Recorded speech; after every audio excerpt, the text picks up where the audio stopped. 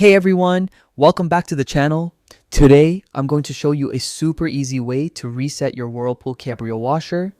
If your washer is acting up, showing error codes, or just being unresponsive, don't worry.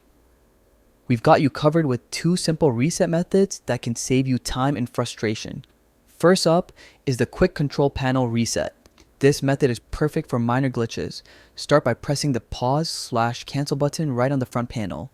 Next, select any wash cycle like normal or heavy duty and press start. Often, this alone clears small issues and gets your washer back to normal in seconds. It's fast, easy, and doesn't require unplugging your machine. Now, if your washer still isn't cooperating, it's time for a full power cycle reset. Begin by turning off your washer and unplugging it from the outlet. This allows the system to fully discharge any residual power. Wait about 10 minutes. After that, plug it back in, give it around 30 seconds to boot up, and your washer is ready for action.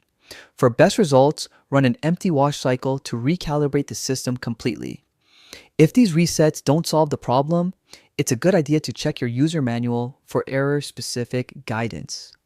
And of course, you can always reach out to Whirlpool support for expert help. And that's it. Two simple ways to reset your Whirlpool Cabrio washer and get it running smoothly. Again, if this guide helped you, make sure to like, subscribe, and hit that notification bell for more easy appliance tips in 2025.